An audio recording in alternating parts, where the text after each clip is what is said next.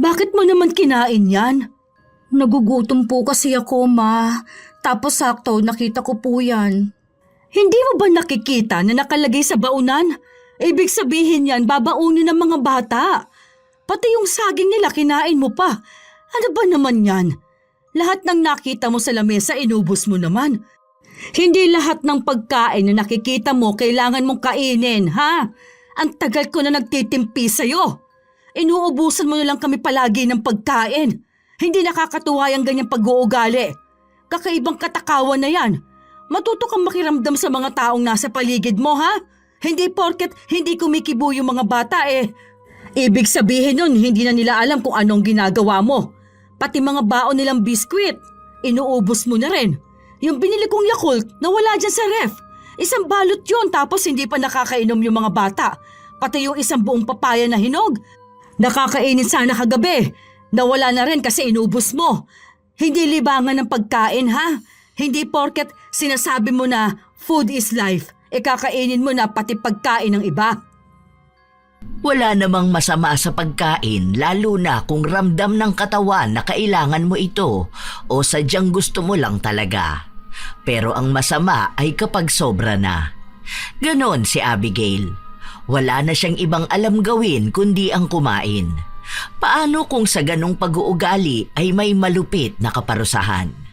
May magbabago pa ba sa tao kung ang ugali niya ay kasama sa 7 nakamamatay na kasalanan? Ano kaya ang mangyayari sa matakaw na manugang? Oh, nak, hinay-hinay lang sa pagkain, ha? 2 lang naman tayong kumakain. Wala kang kaagaw. Hindi ka rin naman mauubusan dahil ang dami niyan. Baka naman mabulunan ka dyan. Dahan-dahan lang. Ang sarap po kasi ng pagkain mo. Grabe, sobrang sarap po. Parang akong gutom na gutom palagi. Kaya na ko po talagang gustong kumain. Aamoy ko pa lang po yung niluluto niyo Hindi na ako makapagpigil. May laman pa ang bibig mo. Huwag ka na muna magsalita. Tingnan mo, puno pa ang bibig mo. Hala sige, pasok pa rin ang pagkain. Nguyain mo kaya muna yung kinakain mo. Baka mamaya ay mabulunan ka. Ang dami namang pagkain, hindi naman yan mauubos agad. O tapos 2 kamay mo pang may hawak na ulam. Tama na muna, hinay-hinay. Akong nahihirapan habang pinapanood kang kumain. Nalalasahan ko naman lahat, ma. Kaya po yan. Ang sarap ko kasi talaga. Naku naman, kaya ang bilis mong tumaba Sabi ko sa'yo mag-diet ka. Hindi healthy ang ganyang ginagawa mo. Paano kung mabuntis ka? Aba, mahihirapan kang manganak nun. Ay naku naman Kalma ka na po, ma. Kaya po tayo. Sarap talaga, grabe naman. Kahit na anong sabihin ni Dolores sa kanyang manugang, hindi ito nakikinig sa kanya. Nakatira sa iisang bahay kasama ang 2 pang kapatid ni Koy, na siyang asawa ni Abigail. Dahil nasa paaralan ang 2 pang mga bata, sina Abigail at Dolores lang ang laging nasa bahay. Nasa trabaho si Koy habang hindi nagtatrabaho si Abigail. 3 taon na silang kasal pero hindi pa rin sila nabibiyayaan ng anak. Isang araw, umuwi ang mga bata na walang pagkain. Wala si Dolores nung mga panahon na yon dahil may pinapasukan din siyang isang maliit na pwesto sa palengke. Pag-aari yon ng kanyang kapatid. Be, wala ng hotdog kasi niluto ko na kanina. Nagugutom na kasi ako Bili nilang kayo sa tindahan, ha? Bukas pa daw kami mag-grocery ni kuya nyo Papalitan ko na lang yon. Bibili na lang ako ng maraming hotdog. Bumili ng pagkain ang 2 bata. Lutong ulam sa karinderya. Nung buksan nila ang ulam at isinalin sa mangkok, naamoy ni Abigail ang mabangong aroma. Kaya hindi na naman niya napigilan ang sarili na magtungo sa kusina. Titingin lang sana siya pero parang inaakit siya ng pagkain. Uy, wow! Ano yan, menudo? Ang sarap naman yan. Pengi ako, be.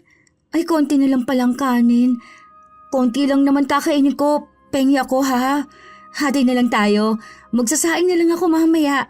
Malapit naman na silang umuwi Pwede naman tayong kumain ulit mamayang hapunan. Sinabi niya na kaunti lang ang kakainin niya, pero paunti-unti naman siyang humihingi ng kanin sa dalawang bata. Hindi sila makapagreklamo dahil parang gutom na gutom si Abigail.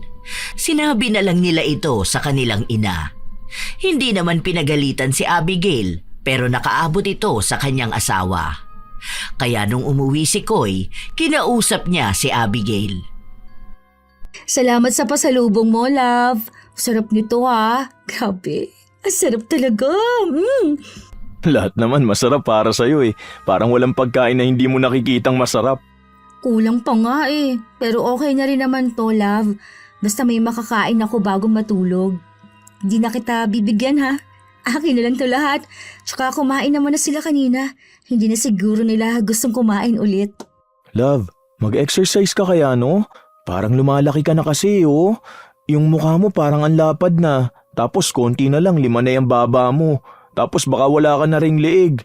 Ang laki ng bilbil mo, hirap ka nang umupo. Hirap ka na ring huminga minsan. Ako yung nag-aalala sa'yo, love eh. Chubby is the new sexy nga, di ba? Bakit?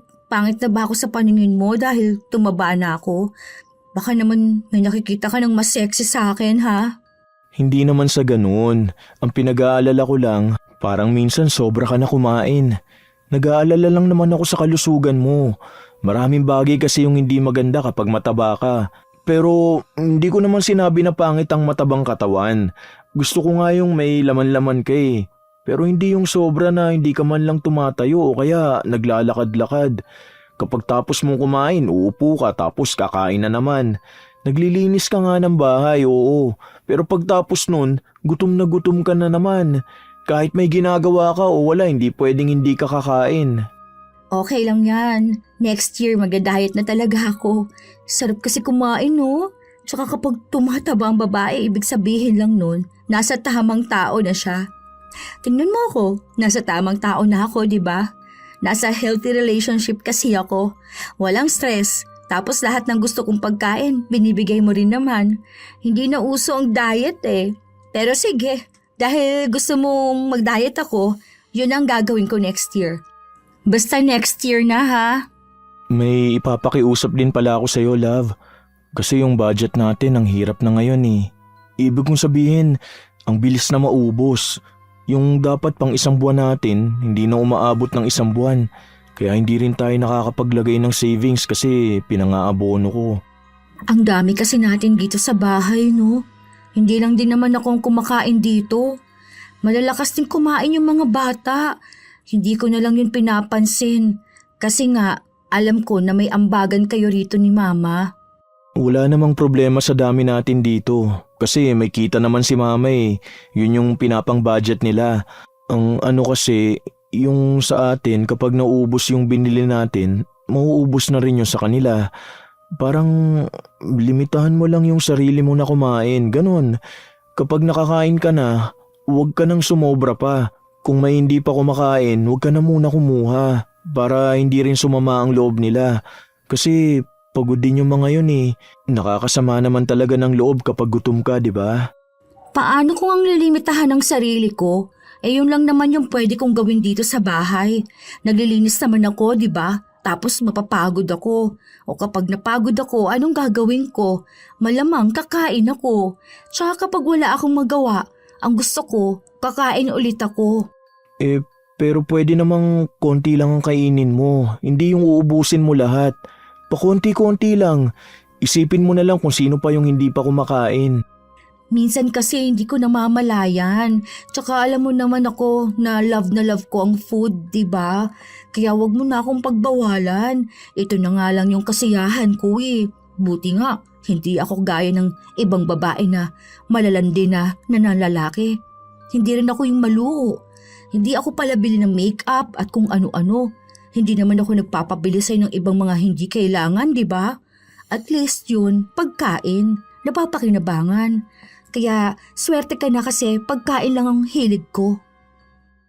Kahit na anong sabihin ni Koy sa asawa, hindi ito nakikinig sa kanya. Hanggang sa lumipas pa ang ilan pang mga araw, wala na namang tigil sa pagkain si Abigail. Masipag naman siya sa bahay. Nagluluto, naglilinis o minsan siya ang naglalaba.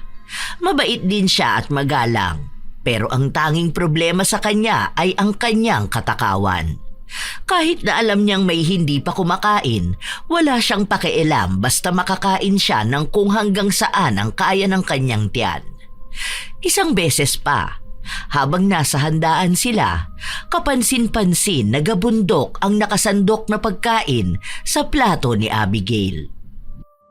Ay, mga bagin! Ano ba naman yan, nak? Sana kinuha mo na lang yung isang buong lagayan, di ba? Nakakatakot ka namang sumandok ng pagkain. Akala mo pang isang pamilya na yan. Kaya mo ba yung ubusin lahat? Ang dami naman yan. Sana kumuha ka muna ng konti lang. Tapos saka ka na lang bumalik kapag kulang pa. Ang dami naman pagkain dyan, love eh. Huwag naman yung ganyan na parang ayaw mo na magpakain sa ibang bisita.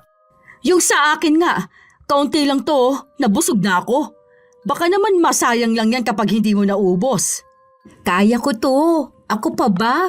Gutom na kasi ako. Ang layo ng nilakad natin papunta rito, di ba?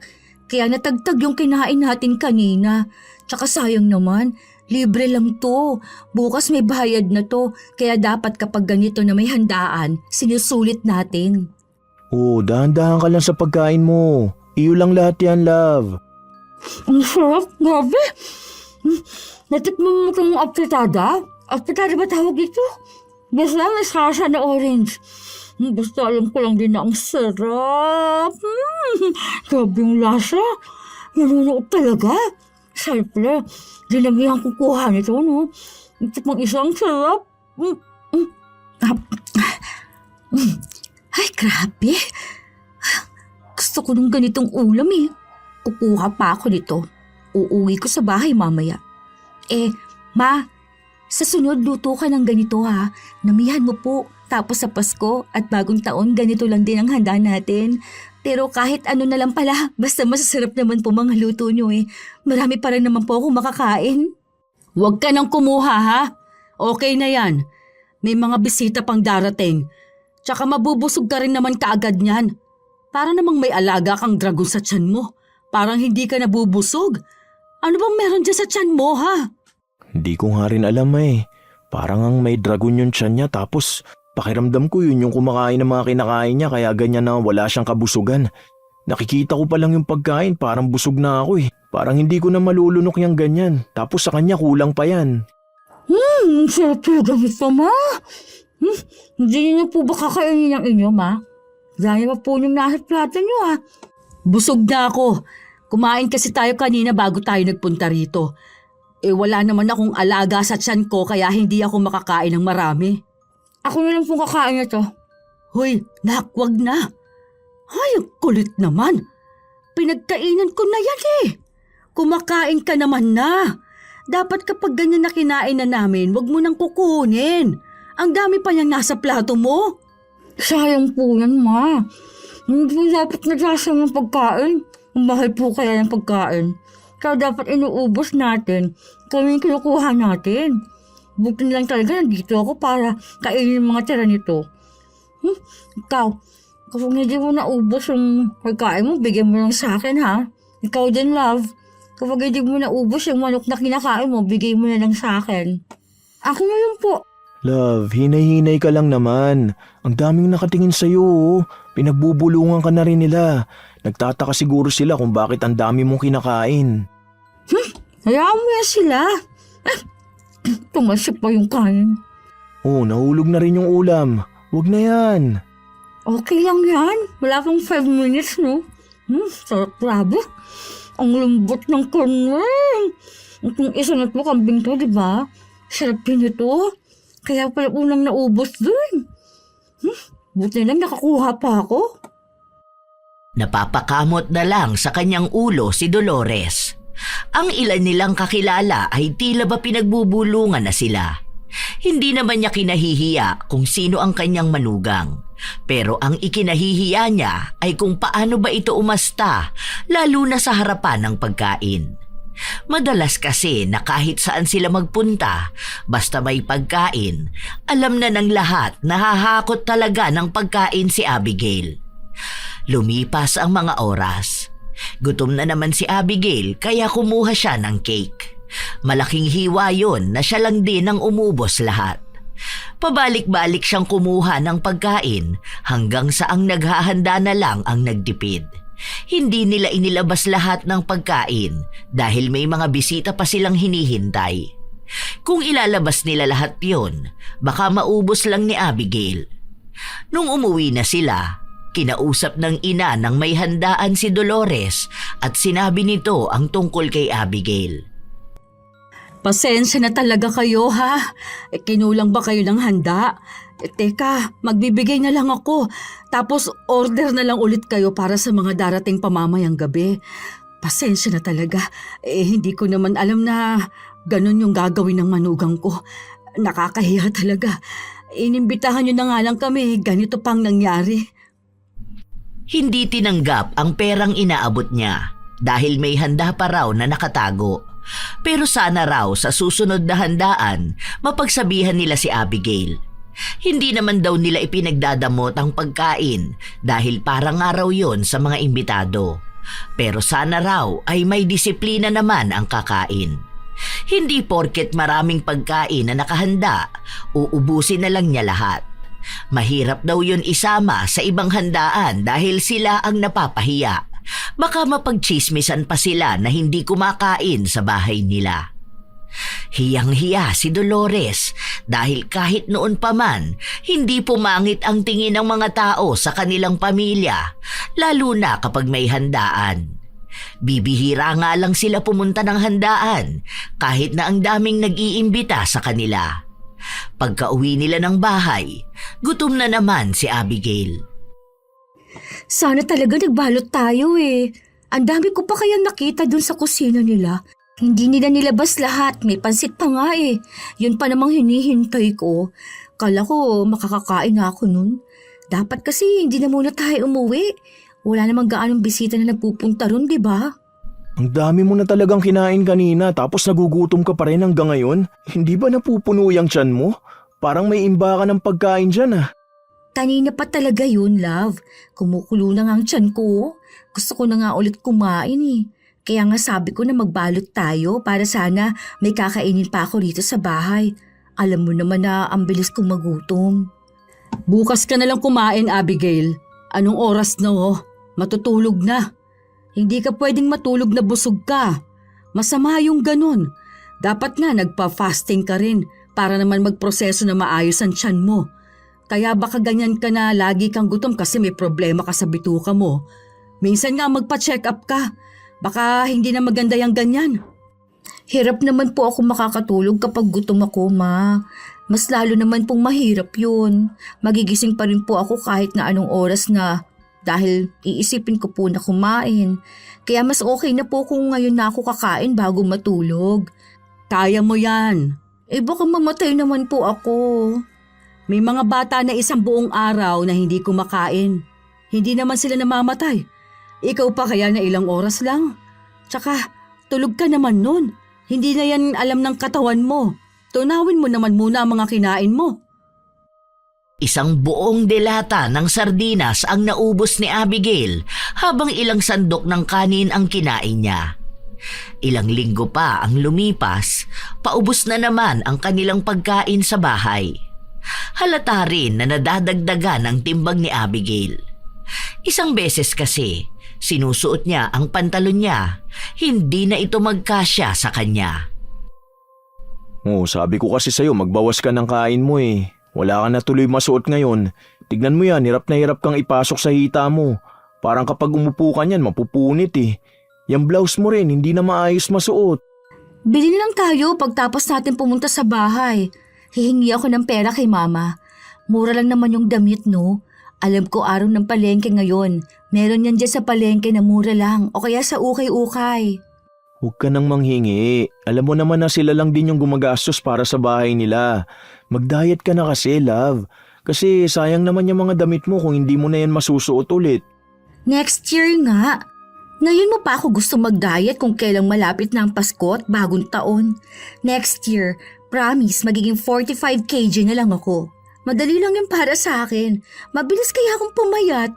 45 kilograms? Nasa 150 kilograms ka kaya ngayon? Oo, kaya yan. Magpalda na lang siguro ko. Teka. Tara na. Gugutom na ako eh. Gusto ko na kumain. Kanina ko pa naiisip kung anong lulutuin nila sa bahay eh. Nagugutom na kagad ako. Sabi kasi ni Mama, magluluto siya ng paborito kong ulam. Kako, lahat naman paborito ko. Baka puro taba na naman yung luto sa inyo. Iwas ka na lang muna sana oh. Tapos baka tambak na naman ang kanin mo niyan. Naku, baka maging 200 kilograms ka na pag uwi natin dito. Food is life. Kahit saan magpunta si Abigail, hindi niya tinatantanan ang pagkain. Palaki ng palaki ang kanyang katawan. Pero wala siyang pakialam. Minsan nga ay nahihirapan na siyang kumilos sa bahay pero ginagawa niya pa rin. Mas lalo siya laging nagugutom. Isang araw, sahod ni Koy, lumabas si Abigail para maglabas ng pera at bumili ng grocery. Dahil wala pang ulam sa bahay nila, bumili siya ng isang buong manok. Pag uwi niya, kumain siya, pero lahat ng iyon ay kanya lang. Ang lahat ng kanin at isang buong litsyong manok. Naabutan pa nga siya ng 2 bata na kumakain pero hindi na niya binigyan dahil iniisip niyang kulang na sa kanyang sarili ang pagkain niya. Paano pa kung mag-aalok siya sa iba? Nakarating yon sa kanyang biyenan kaya kinausap siya. Nak, bakit naman ganun? Kahit kaunti hindi mo malang tinirhan yung 2 bata. Isang buong litsyong manok yun. Naubos mo talaga lahat yun? Ganun karami? Napasobra po ang kain ko, Ma. Hindi ko na po napigilan ang sarili ko. Pero binilihan ko naman po sila ng ulam. Bumili pa po ako ng isang buong litsyong manok. Yun po yung inulam nila kanina. Bumili ka tapos kumain ka ulit? Binigyan mo na maliit na parte yung 2 bata. Nagkaubusan pa kayo ng kanin kahit na bagong saing lang. Tapos naghati pa sila dun sa natira mong kanin. Wag naman sanang ganun, anak. Kung kumain ka na, tapos kakain yung mga bata, wag mo naman na silang agawan. Pasensya na po, Ma. Hindi ko po talaga napigilan ang sarili ko. Nagutom po talaga ako eh. Alam niyo naman po na kapag nakakaamoy ako ng pagkain, talagang gutom na gutom po ako. Pinigilan ko naman po kanina kaso nung nakita ko yung ulam, ayun po, napasandok ako. Napasarap din po ang kain ko kaya hindi ko na alam na naubos ko. Ang sabi naman po kasi nila na busog na sila eh. Paanong hindi nila sasabihing busog na sila? Wala naman ng pagkain dahil inubos mo na lahat. Alam mo, Nak, hindi maganda ang ganyan. Alam mo bang kasalanan yan? Hindi naman po ako nagnakaw, Ma. Hindi naman po ako pumatay. Hindi naman po ako nangangaliwa. Wala po akong nalabag na batas ng Diyos, Ma. Kumakain lang naman po ako. At ang pagkain po, ginawa po yun para kainin nating mga tao. Kaya wala pong masama sa ginagawa ko. Nagpupunta ka ba ng simbahan? Kada linggo po, di ba po? Kapag magkakasama tayo. Ang Diyos ba ang pinupunta mo? O yung pagkain sa labas ng simbahan na lagi mong inuuna? Parehas lang po, Ma. Bigla po tuloy akong nagutom. Pinaalala niyo po kasi. Parang gusto ko pong magpabili kay Koy. Text ko nga po siya mamaya. Hindi ako nagbibiro, anak. Hindi magandang ginagawa mo. Alam mo ba na kasama sa 7 deadly sins yung ginagawa mo? Pagiging matakaw? Gluttony? Hindi ko po alam yung gluttony. Alam ko lang po na gutom na me. Ay, lagi mo na lang hindi sineseryoso mga sinasabi sa iyong bata ka. Hindi maganda ang ganyan, ha? Utang na loob. Hanggat kaya mo pang tumigil, tumigil ka na. Magkaroon ka naman ng kasiyahan sa kinakain mo. Kasi wala kang pakialam sa mga tao sa paligid mo. Wala ka ng ibang pakialam sa mga ibang bagay. Kasi yung utak mo, lagi na lang nasa pagkain. Hindi ko po talaga kaya, Ma. Pero sige po, try ko na lang pong kayanin na magbawas ng pagkain. Pero hindi ko po ipinapangako kasi po hindi ko talaga kaya ng walang pagkain eh. Pero dapat kayanin mo. Huwag mong iisiping hindi mo kaya. Isipin mo yung ibang tao sa paligid mo.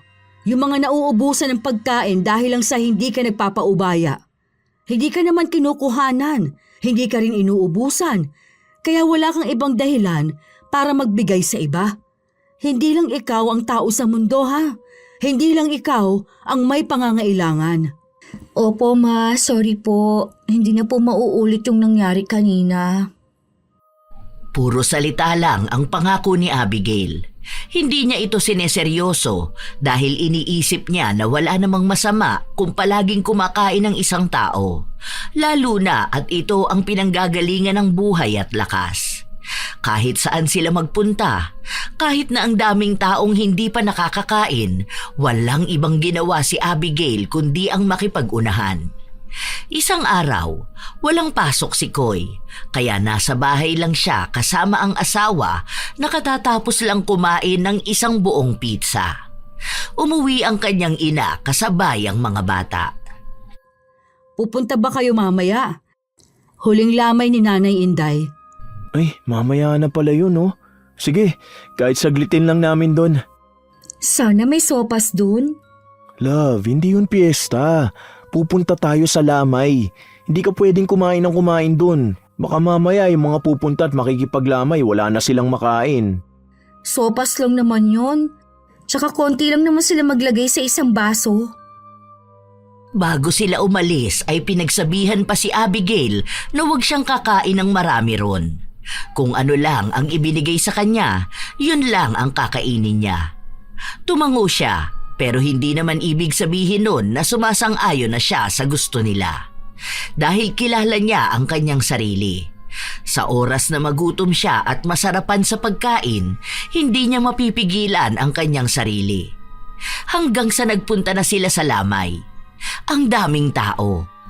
Malayo pa lang sila ay nakatanaw na si Abigail sa tray na may lamang pagkain. May sopas nga roon.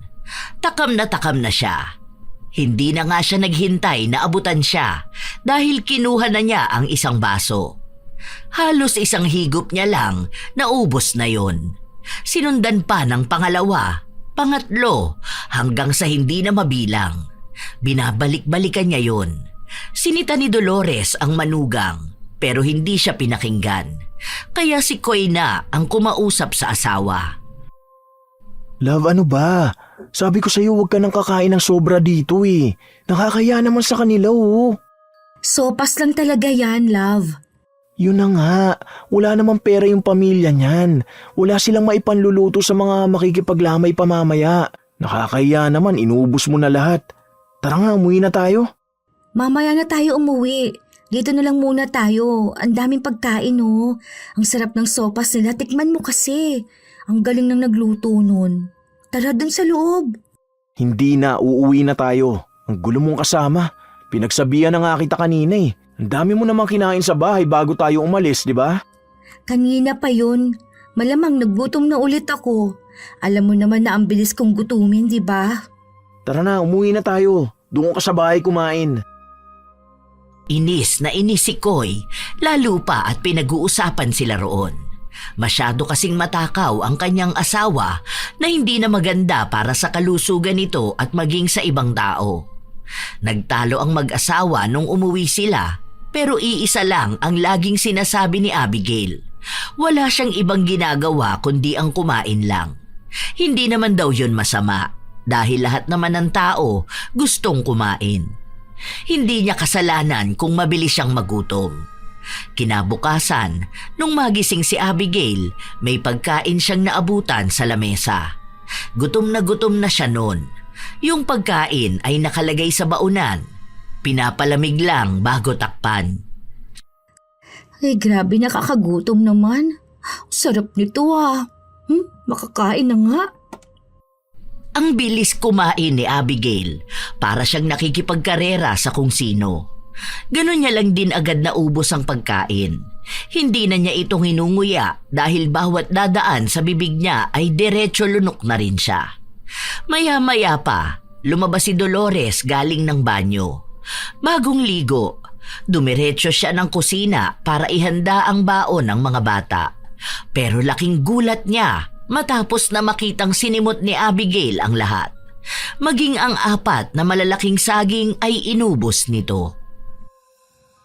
Bakit mo naman kinain yan? Nagugutom po kasi ako, Ma. Tapos, sakto, nakita ko po yan. Hindi mo ba nakikita na nakalagay sa baunan? Ibig sabihin yan, babaunin ng mga bata. Pati yung saging nila kinain mo pa. Ano ba naman yan? Lahat ng nakita mo sa lamesa, inubos mo naman. Hindi lahat ng pagkain na nakikita mo, kailangan mong kainin, ha? Ang tagal ko na nagtitimpi sa'yo. Inuubusan mo na lang kami palagi ng pagkain. Hindi nakakatuwa ang ganyang pag-uugali. Kakaibang katakawan na yan. Matuto kang makiramdam sa mga taong nasa paligid mo, ha? Hindi porket hindi kumikibo yung mga bata. Ibig sabihin nun, hindi na nila alam kung ano yung ginagawa mo. Pati mga baon nilang biskwit, inubos mo na rin. O yung binili kong Yakult na wala dyan sa ref. Isang balot yun tapos hindi pa nakakainom yung mga bata. Pati yung isang buong papaya na hinog, nakakainis sana kagabi. Nawala na rin kasi inubos mo. Hindi libangan ng pagkain, ha? Hindi porket sinasabi mo na food is life, kakainin mo na pati pagkain ng iba. Pasensya na po talaga, Ma. Akala ko po nilagay lang dyan eh. Nagutom lang po talaga ako. Magluluto na lang po ako. Anong lulutuin mo? Wala nang ang pagkain dyan. Wala lang stocks dahil inubos mo ng lahat. Simot na simot ang ref, ah. Puro tubig na nga lang ang laman. Alam mo, hindi lang tiyan mo ang gutom, kundi ang kaluluwa mo. Ano nangyayari? Nagising ako sa pag-uusap nyo ah. Ano ba meron? Oh, may kanin ka ba sa labi mo, love? Kumain ka na?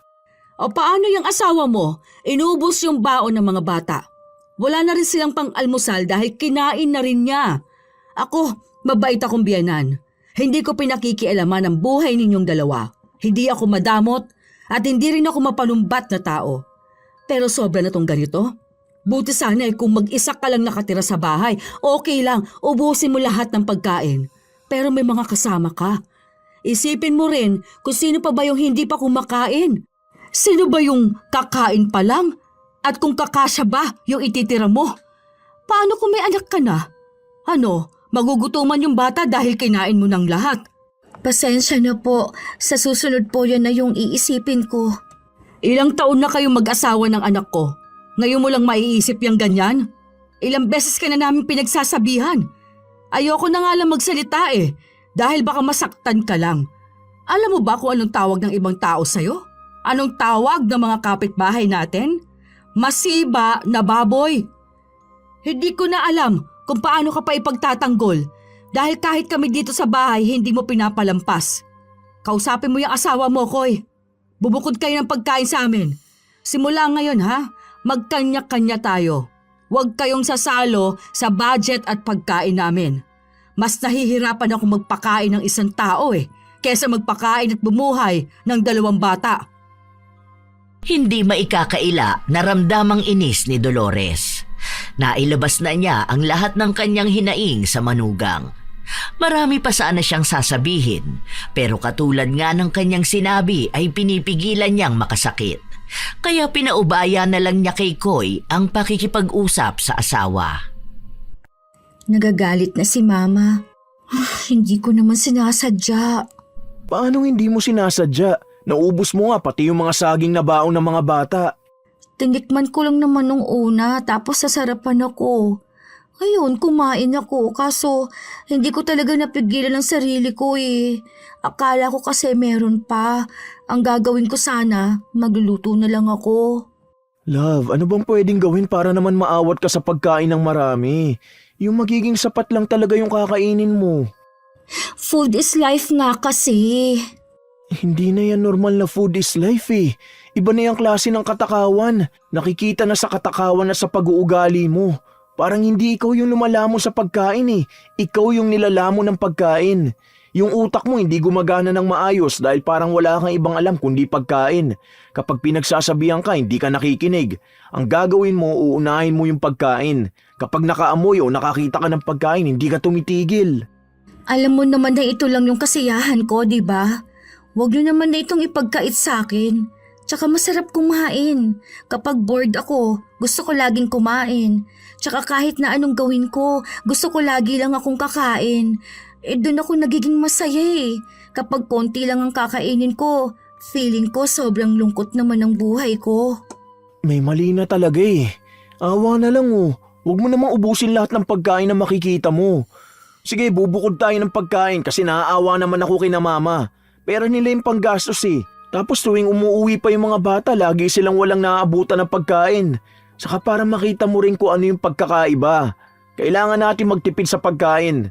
Lalo na kailangan natin mag-ipon. Magiging malungkot na ako nito palagi. Gusto mo ba na makita akong malungkot, ha? Hindi laging sa pagkain nakadepende yung kasiyahan mo. Maraming buhay na mas masaya pa bukod sa pagkain. Nagsimula na ang pagbubukod nila ng pagkain. May 2 ref. Isa kina Koy at isa naman kina Dolores. Lahat ng lulutuin ni Dolores para sa kanila lang ng mga bata. Habang ang niluluto naman ni Abigail para lang sa kanya. Kahit asawa niya, hindi niya tinitirhan ng pagkain. Sa labas na lang kumakain si Koy dahil kaunti lang din naman siya kumain. Noong unang 3 araw ay maayos naman ang usapan nila. Nagtitimpi si Abigail dahil kada magluluto si Dolores, walang iniiwan sa bahay. Dinadala nito sa palengke lahat at kapag uuwi na ang mga bata sa hapon, doon sila kumakain. Hindi man sanay si Dolores na parang may damutan sa pagkain, kailangan niyang gawin yon para mas matuto ang kanyang manugang na magpigil sa kanyang sarili. Pero mukhang hindi yon epektibo. Isang araw, iniwan ni Dolores ang pagkain sa loob ng ref dahil uuwi ng tanghali ang isa niyang anak. Hindi ito makakadaan sa palengke. Pag-uwi ng bata, naabutan niya si Abigail na katatapos lang kumain at ang kinain nito ay ang pagkain na iniwan ng kanyang biyenan. Sorry be, nakain ko yung ulam mo. Bili ka na lang ng dilata. Wala na kasi kaming ulam na lulutuin eh. Tapos nang hiram muna ako nung sayo. Sasabihin ko na lang kay mama mamaya, tsaka yung sa bigas ninyo. Kanino pala yung langka sa ref nyo? Kumuha pala ako ha. Hindi alam ng bata kung paano ba siya kikibo. Gutom na siya. Nung tiningnan niya ang lagayan nila ng kanin, walang natira. Simot na simot kahit pa yung tutong wala na. Talagang inubos ni Abigail. Nung buksan niya ang ref, may langka nga pero wala na yung laman. Balat na lang na may maliliit na hibla na parang iniwan lang doon para masabing nagtira ng pagkain si Abigail. Nagsumbong ang bata sa ina, kaya nung umuwi si Dolores ay galit na naman ito. Hindi po ma, papalitan ko naman po talaga. Sahod na po ni Koy bukas. Wala na po talagang natira sa amin ma eh. Magsasabi po sana ako kaso nawalan po ako ng load kanina. Ma, sorry po ha. Pero promise po na papalitan ko po yun. Kaya nga tayo nagkakanya-kanya eh. Dahil laging nauubusan ng mga anak ko. Tapos ganyan pa rin? Hindi mo ba alam na kapag hindi sa'yo, hindi mo pwedeng kunin, ha? Wala akong pakialam kahit napapalitan mo pa o hindi. Ang punto ko rito, kinukuha mo pa rin yung pagkain namin. Nanginginig na po kasi talaga ako sa gutom kanina ma. Hindi ko na po matiis kasi pakiramdam ko po mamamatay na po ako eh. Tapos ayun, naganap na lang po ako ng pwedeng kainin. Nakita ko po yung pagkain tapos akala ko walang kakain kasi po lagi kayong nagdadala sa palengke. Hindi ka man lang nagtanong kung kanino yon? Mano sana'y nag-text ka at tinanong ako kung sinong may-ari ng pagkain na kakainin mo. Tapos yung langkang binili ko, inubos mo rin. Ano ka ba naman? Hindi ka na ba talaga titigil sa pagiging matakaw mo? Hindi mo na ba yan mapipigilan, ha? Nagda-diet na nga po ako ma. Hindi ko lang po talaga kaya. Tsaka sabi po, hindi po dapat biglaan na magbabawas ng kakainin kapag po nagda-diet. Kasi po masama daw po yun. Kaso late ko na po nalaman. Kaya ayan po, biglaan pong sobra na naman ang kain ko. Pasensya na po talaga, ma. Diyos ko po! Patawarin talaga ako kapag hindi ko napigilan ang sarili ko na magkapagsalita. Mamaya kakausapin ko si Koy. Bumukod kayo ng bahay. Hindi ko na kaya yung ganito. Nahihilo tuloy ako eh. Tumataas ang dugo ko sa'yo, Abigail. Grabe na yung sunod-sunod na stress na bigay mo sa akin. Umupo ang ginang habang inaabutan siya ng kanyang anak ng tubig. Ayaw na muna niyang magalit dahil baka kung mapano pa siya. Pakiramdam ni Dolores ay mapapaaga ang kanyang buhay dahil sa ugali ng kanyang manugang.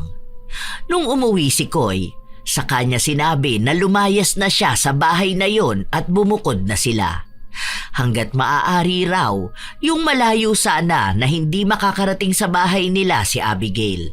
Dahil wala pa namang pera si Koy, walang ipon dahil sa katakawan ni Abigail.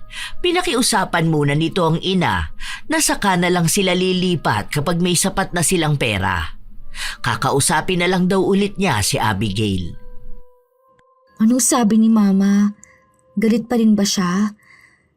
Nagsorry naman ako sa kanya eh. Tapos sinabi ko naman na papalitan ko yung nakain ko eh. Hindi ko naman alam na bigla na lang ganun magiging reaction niya.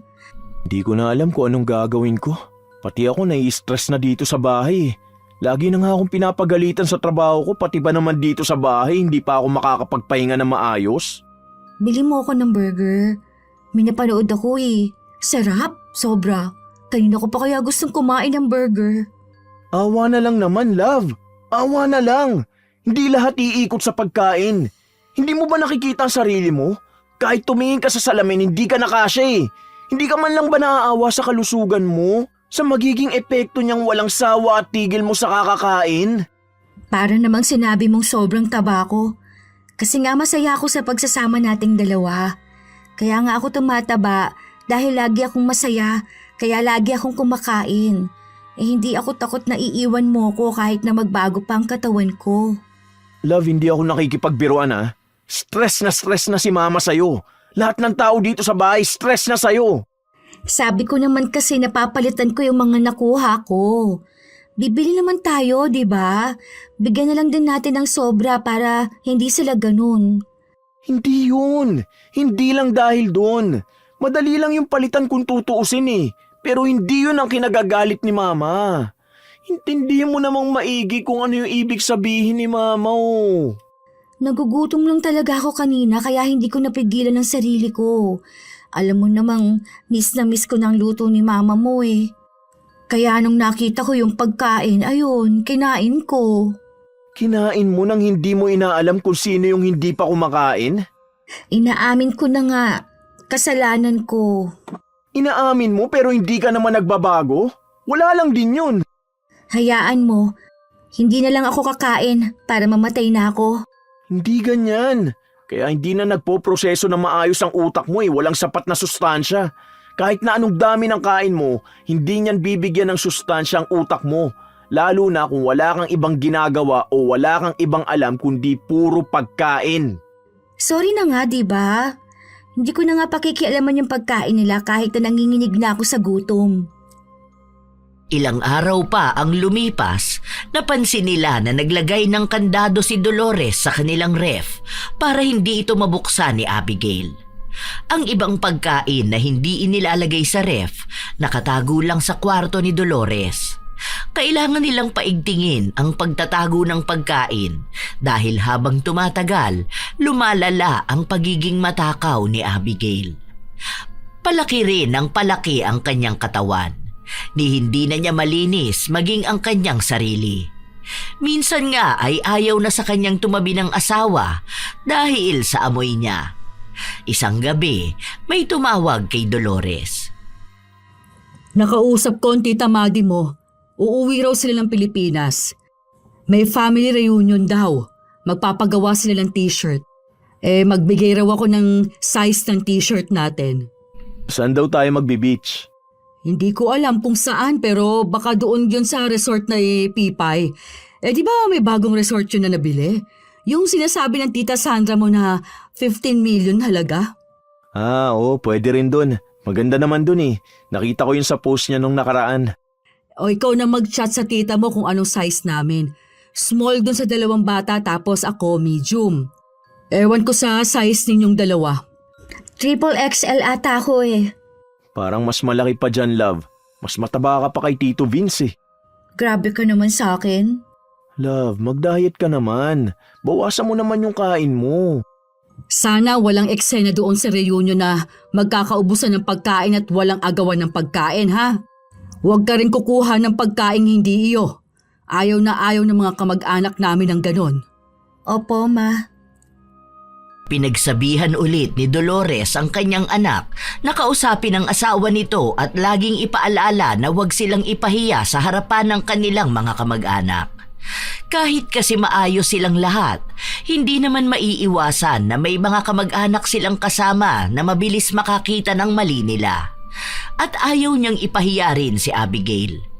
Lumipas pa ang mga linggo, parami ng parami ang kinakain ni Abigail hanggang sa dumating na ang araw na magsasama-sama na ang magkakamag-anak. Hindi pa nga sila magkasya sa sasakyan dahil sa laki ni Abigail. Huy, ang laki na nitong anak mo, ha? Baby pa to noon. Oh, pogi ah. May binata ka na. Ano, may girlfriend ka na siguro, no? Bit-bit ko pa yan noon tapos laging tululaway Tapos kapag umiiyak yan, umaabot hanggang sa kabilang barangay ang boses. Ay, oo nga pala. Yung manugang ko, si Abigail. Hindi kayo nakapunta ng kasal noon. Kasi nga, graduation ni B-Boy. Hello, kumusta po kayo? Ang ibang kamag-anak nila ay kilala na ni Abigail dahil imbitado ang mga yon nung kasal nila. Yung iba naman, unang beses lang niyang nakita. Mababait naman ang mga yon. Ang problema lang, hindi talaga maiiwasan ang ibang mga kamag-anak na direkta kung magsalita at napupuna kung gaano na ba kalaki si Abigail. Ang akala nga nila nung una ay buntis ito, pero nung malaman nila na hindi, pinagsabihan nila na huwag daw itong magkakain masyado dahil baka kaya hirap itong mabuntis dahil sa katabaan niya. Wala namang pakialam si Abigail dahil hindi niya iniisip ang mga panlalait ng mga tao. Ang iniisip niya ay kung ano ang kakainin niya mamaya. Gutom na siya. Gusto na niyang kumain, pero hindi niya alam kung saan siya kukuha. Habang abala ang kanyang asawa at biyanan, naglakad-lakad siya at tumitingin ng pwede niyang makain. Nakita niya ang isang bag na naglalaman ng mga kakanin. Ang bango naman nito. Tagal ko nang hindi nakakakain nito, ha. Ang sarap. Titikim nga ako. Tikim lang. Baka mamaya maubos to eh. Ako na naman ang pagbintangan. Ang sabi niyang tikim lang, nauwi sa pagkuha ng mas marami, hanggang sa naubos niya yon. Kinabahan siya matapos na makitang wala ng laman ang lagayan. Siya lang ang naroon at wala namang nakakita sa kanya. Kaya agad na rin siyang lumabas para hindi siya mapagbintangan kung sakali mang makita na wala ng laman ang lagayan.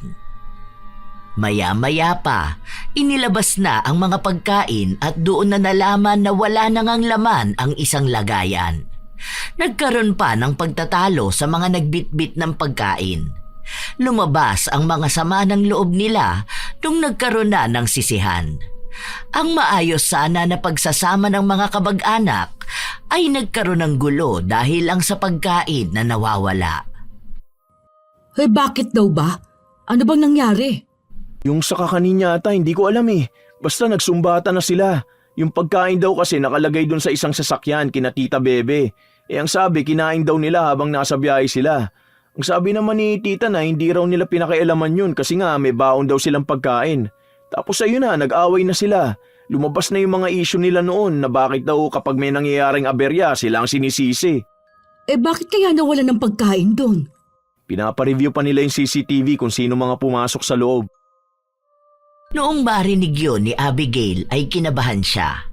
Pero mukhang malakas ang kanyang kapit nang nalaman na sira pala ang CCTV na sakop ng kwarto na yon. Nagkabati-bati naman sila at nagkapatawaran.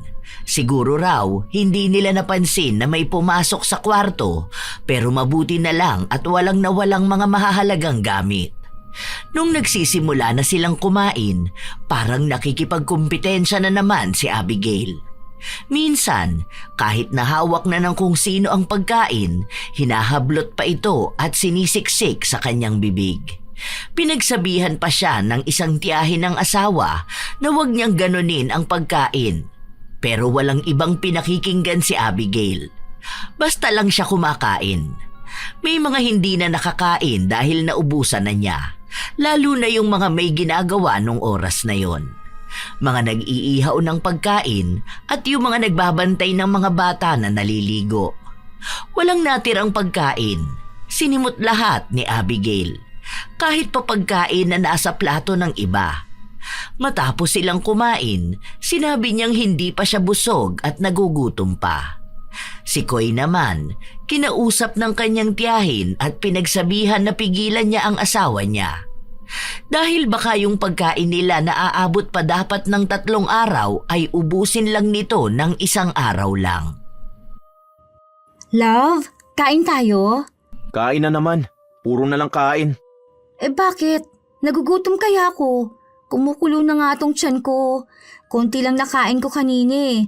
Paano ang dami nating nag-aagawan doon sa pagkain?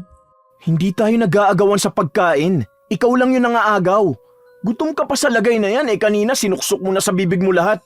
Ni hindi mo pa nga nangunguya yung nasa bibig mo, sinusuksukan mo pa. Nakakaya na nga kanina Naku, kung alam mo lang pinagsasabi ng mga pinsang ko, para ka raw baboy. Ano naman sa sasabihin ng iba? Di ba dahil mag-asawa tayo, dapat alam natin kung paano ipagtatanggol ang isa't isa? Hindi ko na nga alam kung paano kita ipagtatanggol Isa ka rin sa pinaghihinalaan na kumain ng kakanin. May bata na nakakita sa'yo kanina na lumabas doon. Alam ko agad kapag galing ka doon. Tinikman ko lang naman yon. Hindi ko naman alam na mauubos ko yun. Nagkagulo pa ang mga tao dahil sa'yo. Pati mga kamag-anak ko nagkagalit-galit pa kanina. Hindi ko naman sinasadya. Nakakagutom kaya ang biyahe. Lagi na lang gutom, lagi na lang sarili mong iniisip mo. Sana sumakit na sobra ang ngipin mo para matigil ka na sa kakalamon mo. Alam mo sa inis ko sa'yo, hindi ko na napipigilan ng sarili ko magbigay ng sumpa. Buwisit! Ramdam talaga na galit na si Koy, pero kinokontrol niya lang ang kanyang sarili. Pero kahit na anong sabihin niya sa asawa, hindi talaga ito nakikinig. Kung ano-ano na rin ang mga usapang naririnig nila sa paligid nila. Mga panlalait tungkol kay Abigail. Kaya kahit na 2 araw pa lang silang naroon, umuwi na ang mag-asawa. Naiwan lang doon sina Dolores at ang mga kapatid ni Koy. Bakit umuwi na agad tayo? Di ba bukas pa dapat? Daig mo pang bata na hindi mapagsabihan Ewan ko kung bakit ganyan ka. Nasobrahan ka yata sa pagmamahal ko Kaya hindi mo na madisiplina ang sarili mo. Nagagalit ka na naman sa akin. Gusto ko lang namang kumain. Yun na nga ang kinaiinis ko. Lagi mo na lang gustong kumain. Kasi nga masarap kumain. Oo, masarap kumain pero hindi ang ganyan. Hindi yung pagiging sobrang takaw. Ay, ewan ko. Kahit naman anong sabihin ko sa'yo, hindi mo naman ako pakikinggan Nai-stress lang ako lalo. Ano ba kasi masama sa ginagawa ko? Ha? Hindi mo talaga alam kung ano? Ang alam ko lang naman gusto kong kumain. Kaya nga ginawa ang pagkain para kainin, di ba? Hindi masama ang kumain, pero ang masama, sobra ka sa pagkain. Ginagawa mong bisyo yung pagkain yung katakawan. Nagiging makasarili ka, hindi mo iniisip yung ibang tao na nasa paligid mo. Lagi mong iniisip yung ikaw lang, yung sarili mo lang. Kinukuha mo yung para sa iba, inaabuso mo yung biyaya ng Diyos. Huwag mo na akong awayin. Nagugutom na ako. Bili tayo ng pagkain. Sige na. Ay, buwisit! Sa inis ni Koy, lumabas na lang siya ng bahay nila. Wala naman siyang ibang magagawa dahil hindi gumagana ng maayos ang utak ng asawa. Ilang araw pa ang lumipas, balik na naman sila sa trabaho. Nung umuwi ng kinahapunan si Dolores, napansin niyang sira ang kandado ng kanilang ref. Nung buksan niya yon, wala nang laman. Hindi na niya kailangan pang alamin kung sino ang gumawa nun dahil iisang tao lang naman ang may dahilan nun. Dali-dali siyang nagtungo sa kwarto ng kanyang manugang kung saan sarap na sarap si Abigail sa pagkain ng mga prutas na nakuha niya sa loob ng ref. Ano ka ba naman? Talagang sinira mo yung kandado ng ref namin para lang makuha ang mga pagkain namin doon? Pasensya na po kayo, Ma. Nagugutom na po talaga ako. Wala na po kasi kaming pagkain tapos ayaw pong bumili ni Koy. Kapag may pagkain kami, binibigay niya po sa akin yung konti lang. Hindi ko lang po talaga kinaya yung gutom ko, Ma. Alam mo bang pag nanakaw yung ginawa mong ganyan, ha? Hindi yan tama. Hindi pwedeng basta ka nilang kukuha ng pagkain hindi iyo. Sinasanay mo na ng ganyan ang sarili mo. Panay ang hingi ng tawad ni Abigail pero hindi naman niya pinipigilan ang kanyang sarili na huwag kumain. Dahil sa ginawa niya, hindi na nakapagtimpi si Dolores. Kahit na walang pang-upa ang dalawa, pinalayas niya ang mga ito. Hindi na raw niya kayang magtiis pa. Wala namang ibang malapitan sina Abigail kaya umuwi muna sila sa bahay ng kanyang ina. Pero dahil ganun pa rin ang ginagawa niya, maging sarili niyang pamilya ay pinaalis siya. Nauubusan kasi sila ng pagkain. Nagagawa pa ni Abigail na magnakaw sa tindahan nila. Nagiging malaki na siyang perwisyo sa mga taong nakapaligid sa kanya. Ilang araw pa ang lumipas, may naupahan silang maliit na kwarto. Wala silang kahit na anong bitbit, maliban sa 2 bag ng mga damit. Ano ba to? Anong gagawin ko? Nagugutom na talaga ako. Wala akong makitang pagkain. Tiisin mo yan. Huwag kang gagawa ng kalokohan dito. Di ko na alam kung kakayanin ko pang kahiyan Baka makipaghiwalay na talaga ako sa'yo. Ang sabi mo, mahal mo ako kahit na mataba ako. Hindi yung pagiging mataba mo ang problema ko. Ang problema ko yung katakawan mong wala sa lugar. Sana naman wala kang nakawan ng pagkain dito. Kasasabi lang ni Koy, ginawa na ng kanyang asawa. May nag-order kasi ng pagkain nila sa kabilang palapag yun. Pinaiwan lang muna sa lamesa dahil doon na lang kukunin. Ganon kasi ang lagi nilang ginagawa. Wala namang nawawala. Dahil sa gutom ni Abigail, ninakaw niya ang pagkain. Pero pagkain niya noon, biglang sumakit ng sobra ang kanyang ngipin. Aray ko, ang sakit naman ng ngipin ko. Aray! Kahit na maglinis siya ng ngipin, hindi nawawala ang sakit noon. Nanunuot talaga sa kanya ang sakit. Wala na siyang ibang nagawa kundi ang umiyak. Pinagsasalpakan niya rin ng kung ano-ano ang ngipin pero walang nangyayari. Kahit na inuman niya ng gamot, hindi nawawala. Hanggang sa umuwi na ang kanyang asawa. Galit ito dahil nagbayad siya ng ninakaw na pagkain ng asawa. Huwag mo na akong awayin. Sakit na talaga ng ngipin ko. Aray ko. Ano hindi sasakit yan kung yung kinain mo kanina ninakaw mo lang? Hindi ko naman yun naubos. Sakit talaga. Parang buong ngipin ko yung masakit Hindi ko alam kung saan banda. First time mo yatang hindi makaubos ng pagkain. Kaya nga nangihina na rin ako Pero hindi ko manguya yung pagkain. Ang sakit-sakit ng ngipin ko. Sakit talaga. Aray.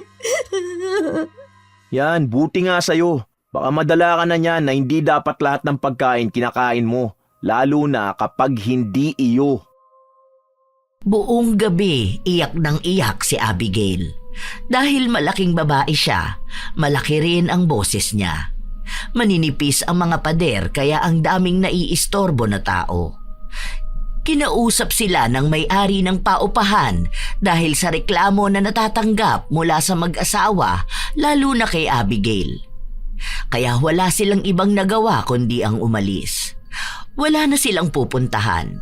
Hirap na rin si Koy sa kanyang asawa, kaya nakiusap siya sa ina na pabalikin muna sila at pinapangako niya na hindi na mauulit ang pagnanakaw ni Abigail ng pagkain.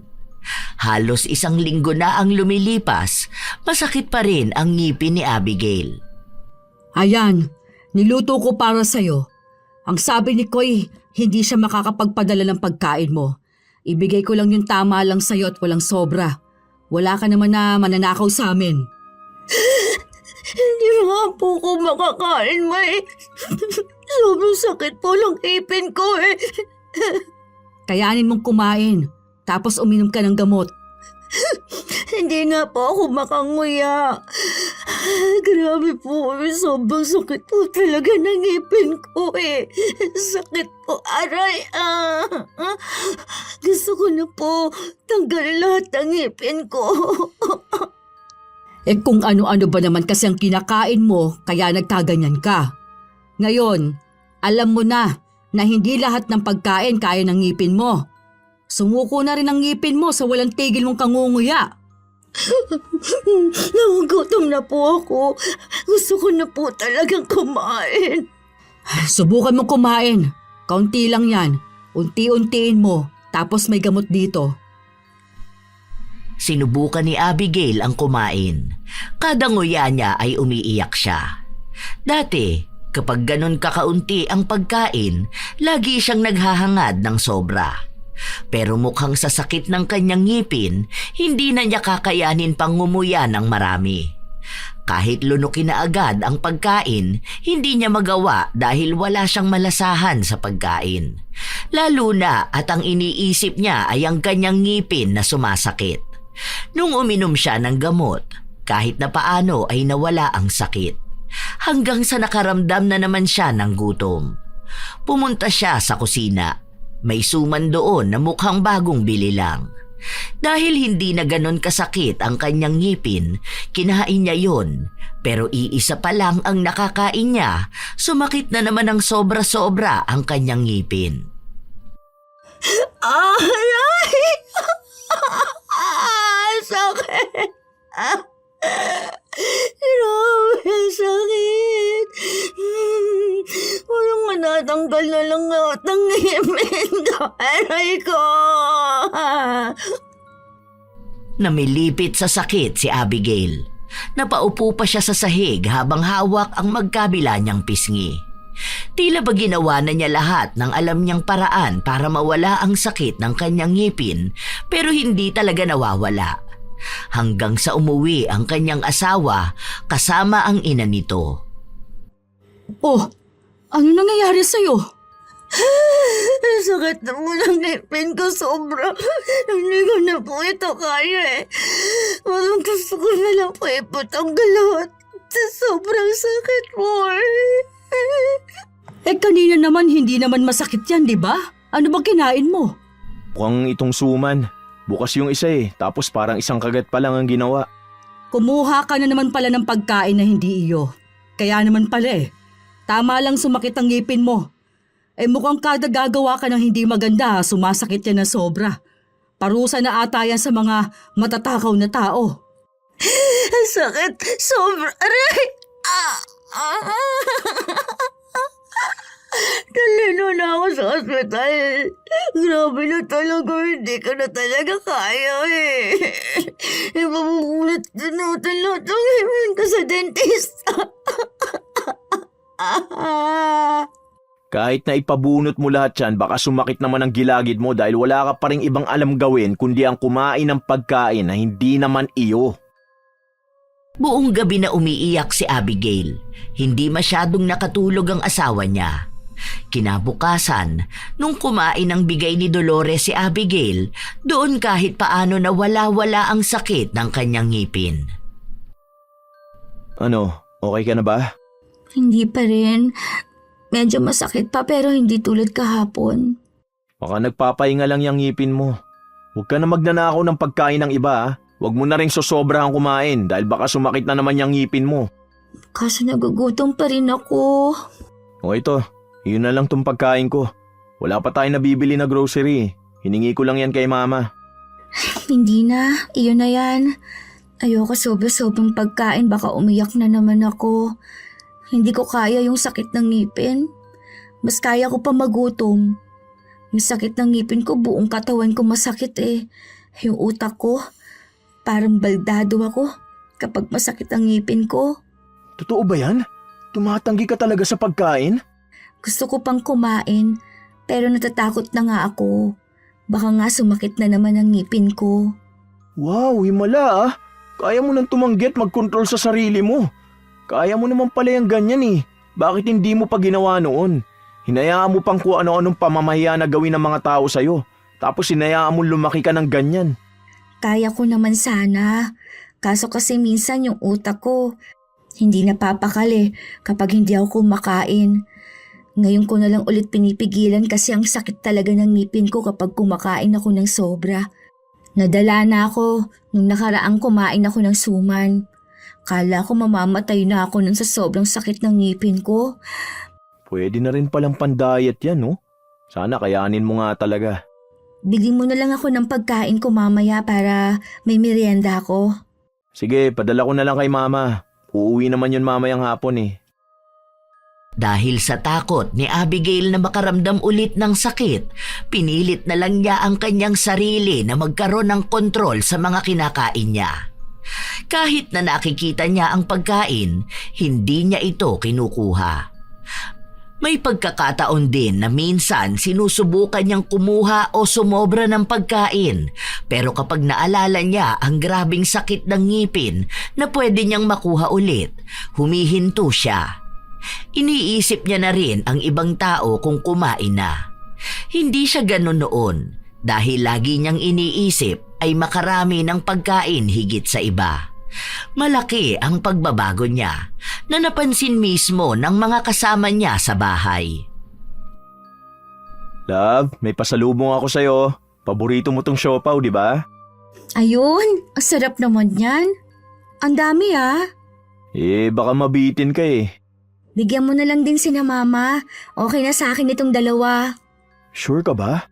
Oo naman. Tsaka konti na lang ang kumain, di ba? Nagbabawas na ako ng kain ko para bumaba na ulit ang timbang ko. Ang laki ko na kaya. Ang cute mo nga eh. Para akong nakasandal sa unan kapag natutulog. Sus, ayan ka na naman. Nang uuto ka na naman ha. Hindi nga. Che, umayos ka nga dyan. Pero sure ka na ba dyan na 2 siopaw na lang ang kakainin mo? Oo nga, kasi gusto ko ring makakain ng lahat. Para hindi lang ako. Nakakatuwa naman yan. Alam mo na kung ano yung ginagawa mo ah. Hindi ka na nakikipag-unahan sa pagkain dahil marunong ka na rin magbigay. Nakakatuwa naman. Naging tuloy-tuloy ang pagbabago ni Abigail. Siya na ang kusang nagsasabi sa kanyang asawa at nagtatanong kung may kakain pa ba. Kapag may nakita siyang pagkain, hindi na niya pinakikialaman. Hindi na siya katulad noon na kapag gutom o gusto ng pagkain, kusa siyang hahanap ng pagkain. Kaya nga sinira niya noon ang kandado ng ref ng biyenan niya para makakuha ng pagkain. Ngayon, may respeto na siya sa mga kasama niya at lalo na sa pagkain. Minsan pa, nagsimba sila. Ang aral ay tungkol sa kagutuman ng kaluluwa. Na hindi lang daw palaging tiyan ang binubusog. Dahil minsan, kahit busog na ang tiyan, kung gutom naman ang kaluluwa, wala rin daw saysay ang pagkabusog. Tinamaan ako dun sa mga sinabi ha. Ngayon na lang ulit ako nakapunta ng misa. Niyayaya kasi kita dati, ayaw mo naman. Kamo nagugutom ka lang kapag nasa loob tayo. Saka ang gusto mo lang palagi yung pagkain sa labas. Kaya minsan hindi natin natatapos ang misa eh, dahil nagmamadali ka ng lumabas. Oo nga. Dati sumasama lang ako sa inyo kasi masarap yung binibentang pagkain dyan sa labas. O kaya, sumasama lang ako kapag may libreng pagkain. Tapos, hindi ko naman iniintindi kung ano yung sinasabi sa misa. Yung utak ko kasi, palagi na lang puro pagkain ang iniisip. O buti ngayon hindi na. Hindi na gano, pero may pagkain pa rin. Okay lang yan. At least may nakikita tayo na pagbabago, di ba? Oo nga. Noong matapos na ang misa, nagpunta sila sa kainan na laging gusto ni Abigail. Bumili siya ng kaunting pagkain lang. Sure ka ba talaga na kasya sa'yo yan? Eh di ba po ma, magda-diet na ako. Tsaka nagmahal na po sila. Baka maubusan ng budget si Koy. Matagal pa po ang sahod niya eh. Kailangan po magtipid. Natutuwa naman ako sa'yo, Nak. Buti naman, natuto ka na rin. Tama yan. Kasi alam mo na ngayon kung paano magtipid at isipin na hindi lang yung kinakain mo ngayon. Oo nga pala, kumusta na pala ang ipin mo? Oo nga, sumasakit pa ba yan? Hindi na masyado. Pero minsan sumasakit. Kaya nga iwas ako sa sobrang nguya at kain eh kasi baka sumakit na naman ng sobra. Pero hindi na gaya noon na mapapaluhod talaga ako sa sobrang sakit. Buti naman kung ganon, sana mawala na yung sakit ng ngipin mo. Ilang buwan pa ang lumipas, naging maayos na rin si Abigail. Hindi na sumasakit ang kanyang ngipin, hindi na rin niya sinosobrahan ang kanyang kain. Kung ano lang ang sapat para sa kanilang lahat, yun lang ang kakainin niya. Kung may sobra man, doon lang siya magdadagdag. Bumalik sila sa dati na hindi na kailangan pang magtago ng pagkain. Bumibili sina Dolores at Koy ng pagkain na para sa lahat. Naisasama na rin nila sa mga handaan si Abigail. Hindi na siya sumasandok ng marami sa kanyang plato. Nagsimula na ring bumaba ang kanyang timbang. May disiplina na rin kasi siya sa kanyang katawan. Dahil sa tulong ng kanyang pamilya at lalo na ng kanyang asawa, nagbago siya. Isang araw, kumain sa labas ang mag-asawa dahil selebrasyon ng kanilang anibersaryo. Salamat dito, love. Minsan na nga lang to kasi nag-iipon tayo. Pero order ka lang ng gusto mo.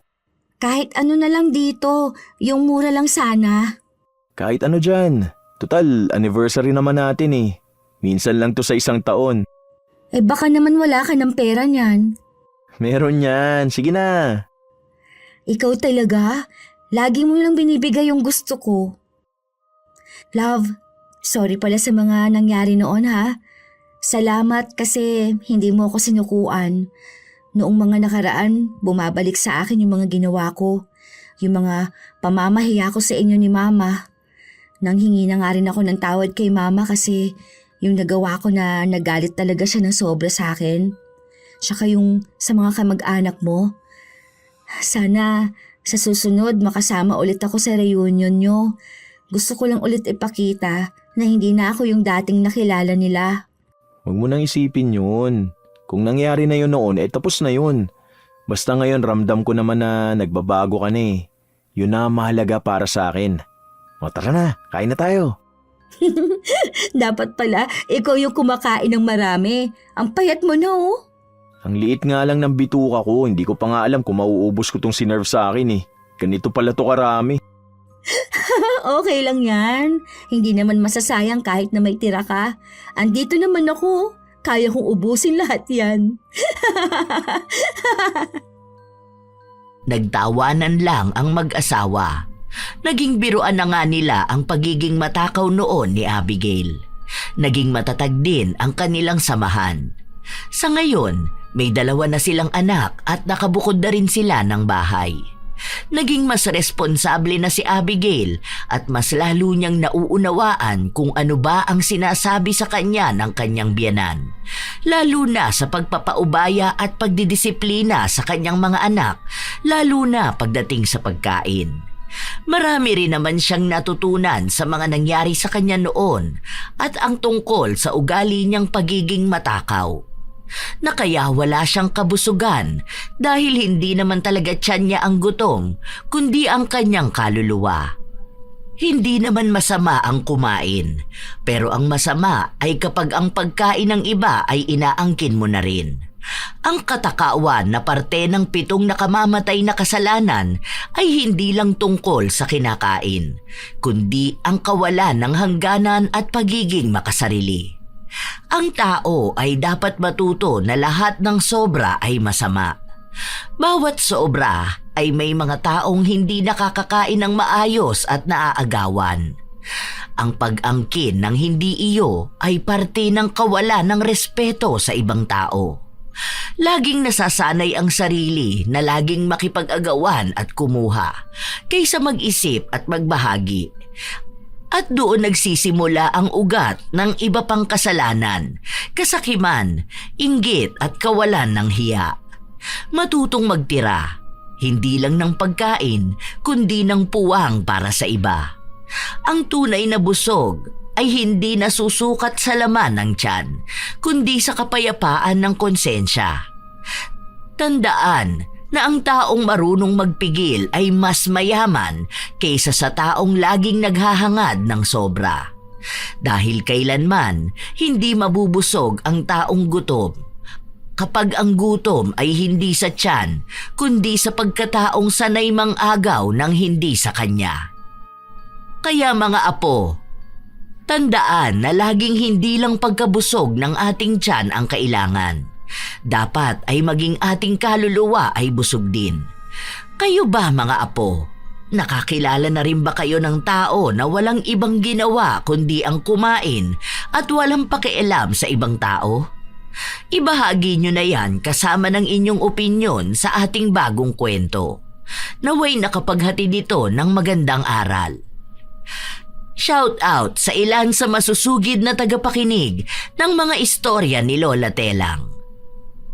Jane De Ocampo, Juliet Capisnon, Maika Trixie at sa family niya from Davao City, Faderogaya family from Pansol, Quezon City, Aksa Andrade from Palawan, Arlene Castro Ramos, Donnie Adlawan from Kawit, Cavite, Rana May Baduria, Emily Tayo from Bali, Indonesia, Yads Kabahug from New York, Briella Mariana Timkang from Malaybalay City, Bukidnon, Ariel Marquez from San Isidro, Nueva Ecija, Cherry Joy Totanes, Amanda Joyce from Angeles City, Artiola family, Neneth, Kiana, Tommy from Romblon, YPS Clothing Trading, Ronald Bel Zabahado from Imus, Cavite, Rose Guevara, Auring, Ne, Faye, Minda, Leslie at Jay ng Amira Boxes Handicrafts, Anthony Lacambra from Balagtas, Bulacan, Wilma Villaralbo, at belated happy birthday sa kanyang ate na si Maria Victoria Supresensya, Maria Lina Saranya, Ludi Garcia, Tidoy Castro, Marisa Torculas ng Oriental Mindoro, Ann Narciso, Ami Yong, Riza Rizardo. Ito ang inyong Lola Telang at maraming salamat sa pakikinig ninyo mga apo.